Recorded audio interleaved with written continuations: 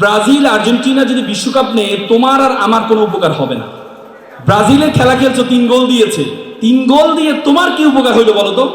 এই যে তুমি আজকে ব্রাজিলের খেলা 1 ঘন্টা 1.5 ঘন্টা খেললা, খেলার আগে 1 ঘন্টা প্রস্তুতি নিলা, খেলার পরে 1 ঘন্টা ফেসবুকে পোস্ট দিলা ব্রাজিল 3 গোল দিয়েছে, এই দিয়েছে সেই দিয়েছে। এই যে 3-4 ঘন্টা 5 ঘন্টা তুমি নষ্ট করলা, তোমার কি উপকার হলো বলো তো? যে আর্জেন্টিনা আমরা এত ভালো ফ্যান তাদের, তারা আমাদের মুসলমানদেরকে যেখানে হত্যা করছে সেই সরকার তাদেরকে সাপোর্ট করছে। আমি তোমাদের বলছি, আমি ডাইহার্ড ফ্যান ছিলাম, কিন্তু যখন শুনলাম যে আর্জেন্টিনা ইসরায়েলকে সাপোর্ট করছে তখন আমি খুব কষ্ট পেয়েছি।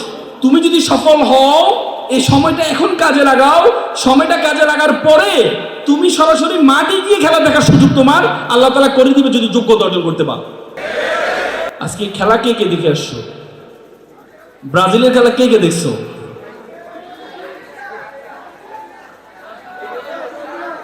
কলেজ থেকে কি কোনো নিষেধাজ্ঞা ছিল না? নিষেধাজ্ঞা ছিল না কলেজ থেকে? হ্যাঁ, এই যারা যারা হাত তুলছো এটা ভিডিওর মধ্যে আছে, কিন্তু এটা সবাইকে শাস্তির আওতায় আনতে হবে। ব্রাজিলের খেলা খেলছো, 3 গোল দিয়েছে, দিল 3 গোল দিয়ে তোমার কি উপকার হইলো বলো তো? 10-12 দিন পরে তোমার পরীক্ষা। এই যে তুমি আজকে ব্রাজিলের খেলা 1 ঘন্টা 1.5 ঘন্টা খেললা, খেলার আগে 1 ঘন্টা প্রস্তুতি নিলা, খেলার পরে 1 ঘন্টা ফেসবুকে পোস্ট দিলা ব্রাজিল 3 গোল দিয়েছে, এই দিয়েছে সেই দিয়েছে। এই যে 3-4 ঘন্টা 5 ঘন্টা তুমি নষ্ট করলা, তোমার কি উপকার হলো বলো তো? উপকার হয়েছে?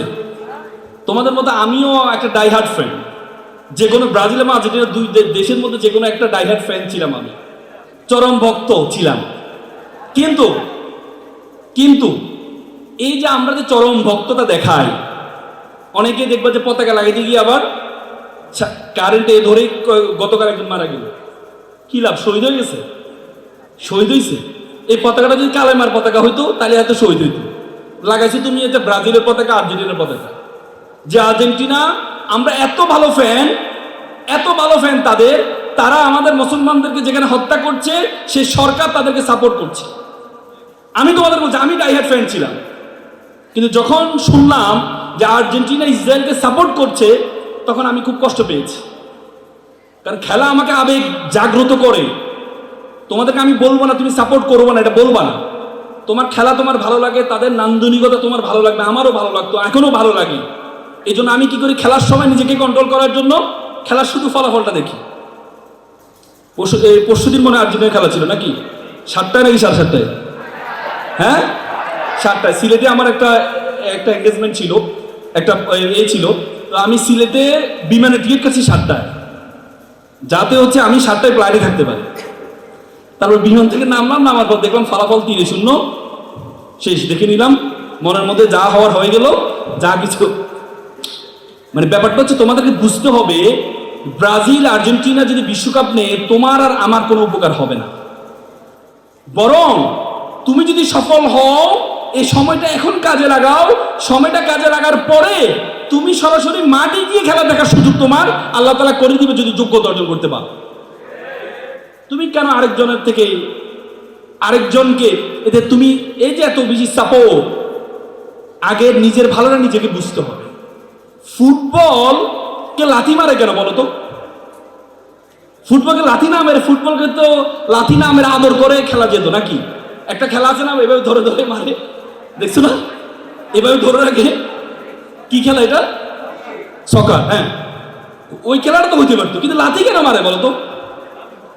হ্যাঁ, দামি ফুটবল। লাথি কেন মারে জানো? লাথি থেকে আমাদের একটা শিক্ষা নিতে হবে। ফুটবল যদি ফাফা না হইতো, পাথরকে কেউ লাথি মারতে দেখছো কখনো? পাথরকে লাথি মারতে দেখছো? পাথরকে কেন লাথি মারে না? কারণ পাথর ফাঁপা না, ফুটবল ভিতরে ফাঁপা, এই জন্য ফুটবলকে সবাই লাথি মারে। এখান থেকে শিক্ষা হচ্ছে, তোমার ভিতরে যদি ফাঁপা থাকে তাহলে সমাজ, পরিবার সবাই তোমাকে লাথি মারবে। আর যদি তোমার ভিতরে ফাঁপা না থাকে তাহলে তোমাকে কেউ লাথি মারবে না। কারণ আমার কাছে কেন যেন মনে হয় নরসিংদীর মধ্যে একটা সিংহ ভাব আছে। এখন আমি নিজে সিংহ না হলেও সিংহর সাথে চলতে পারলে নিজেকে সিংহ সিংহ মনে হয় নাকি? তোমাদের মধ্যে ভাব আছে না? সিংহ ভাব আছে?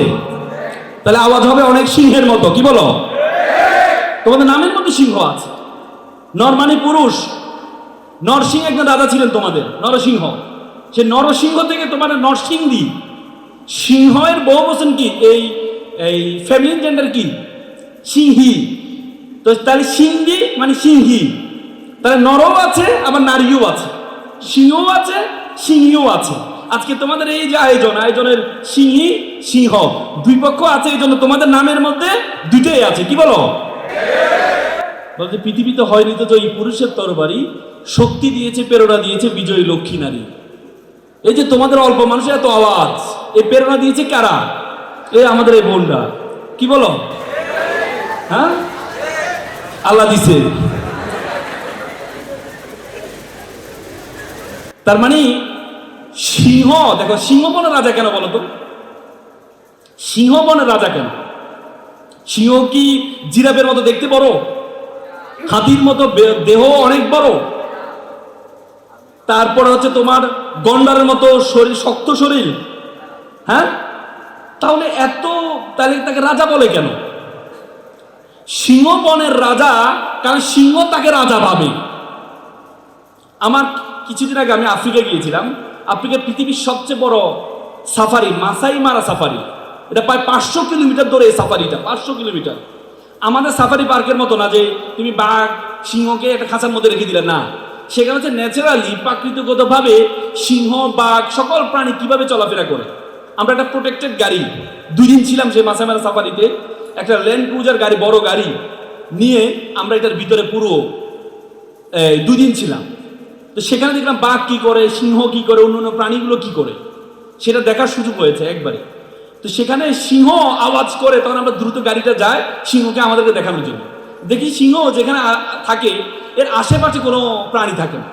সে কিছুক্ষণ ঘুমায়, আবার ঘুম থেকে উঠে, কিছুক্ষণ পর আবার ঘুমায়, উঠে ধাপ করে ধরে খায়, খেয়ে আবার ঘুমায়। মানে কি ভাবসাব! পরে দেখলাম যে তার চেহারার মধ্যে যে গাম্ভীর্যতা, যে ভাবসাব, মানে তার এই যে গাম্ভীর্যতা এবং তার ভাবসাবটাই তাকে বনের রাজা বানিয়েছে। তো সুতরাং তুমি নিজেকে সিংহ ভাবতে হবে, তুমি নিজেকে সিংহ ভাবতে হবে।